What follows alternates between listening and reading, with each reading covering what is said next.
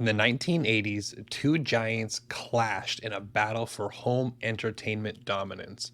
One had a superior product, but it wasn't the one that won. Sometimes the best product doesn't win. Sometimes it's all about the marketing. Don't believe me? Let's travel back a few decades. In the late 1970s and early 1980s, the home video market was just starting to take off. There were two competing products, VHS and Betamax, and they were battling for market dominance. Betamax had the better product.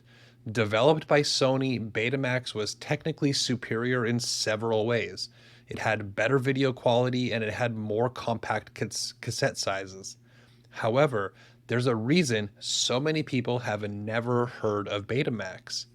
Very simply, they were out marketed by VHS. AVC, the company behind VHS, employed some very smart and very brilliant marketing tactics.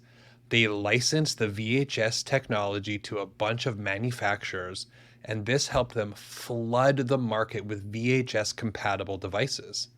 And the result was complete market saturation. By the late 1980s, VHS had effectively won the home video war. They captured 60 to 70% of the US market, and Betamax just slowly began to fade. By the early 1990s, Betamax was almost completely gone from the market. And today, most people have completely forgotten or never even heard of Betamax, whereas my wife's parents still have boxes of VHS sitting in their basement. Now, this cautionary tale is really about the importance of marketing and brand building and why we can't just solely rely on having a great product or service to grow our business. I come from a fitness background. I worked as a trainer, I owned a gym, I did lots of nutrition coaching and online coaching. And I saw a lot of this reliance on superior knowledge, superior product, superior service. I saw a lot of this in the scientific community. The research backed folks would get up in arms when the shirtless fitness influencers that were selling nonsense were making millions of dollars, getting hundreds and thousands of likes and shares on their posts. Well, many of the research backed, very smart, brilliant individuals were struggling to get attention, struggling to get their message out. We can't underestimate the value of effective marketing and effective long term brand building. While the shirtless fitness influencers may not have been the most evidence based or most knowledgeable in their approach, they were extremely effective at building personal brands and translating that attention into monetary and business success. As I shared in a recent episode on the 9 reasons to grow a personal brand, bigger brands allow you to generate more sales, they allow you to charge higher prices, they allow you to increase your opportunities, and they also add a layer of protection from your competition. I'll drop a link in the show notes and description if you'd like to listen to that episode. So with all of this, with the fitness and the VHS versus Betamax, what are you supposed to do with this information? There's two scenarios that I think as you're listening, you're going to come out of this. Number one, you have a superior product or service. You're more intelligent, you're smarter, what you do is more comprehensive, or you have something that is uniquely different. You're able to uniquely differentiate yourself from all of the competition in the market. If this is you, first off, I want to congratulate you. It's getting increasingly difficult in many industries to really be uniquely different, and it's no easy feat to build or create a superior product or service.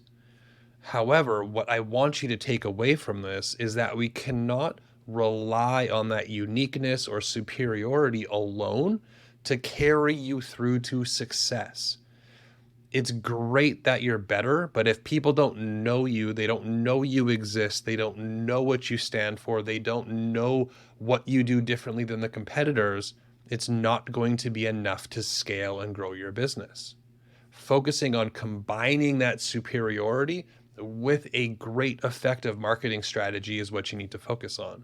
Number two, or the other scenario, is going to be where you have a product or service that isn't distinctly different than the competition, or you're in a very saturated market where there's a lot of people or a lot of products that are very similar. Now, what I want you to take away from this is to let history give you the evidence that marketing really is on your side. You can use marketing and personal branding to carve out your unique segment inside of the market. The bigger your brand, the more it's going to amplify your ROI and your revenue potential.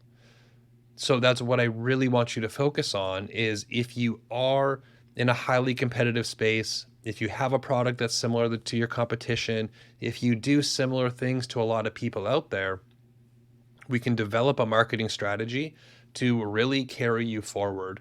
Note that this isn't something that's going to happen overnight. It's not going to be 3 posts or launch a podcast, and in the next 3 months, you're going to be able to separate yourself from the competition. Personal brands and brand building is a long-term endeavor, something that we're going to have to invest a considerable amount of time or money, potentially both, into. But with time, you're able to generate attention that is going to build your personal brand, build that brand awareness, and get them thinking about you when they're in that decision-making process and starting to utilize that brand to separate you out from your competition and get them purchasing from you. You can utilize that and start to use that as a market differentiator all on its own. That's what I want you to take away from this episode. Thank you so much for taking this time with me today. Please like, subscribe, or follow for more content around business, marketing, and personal growth.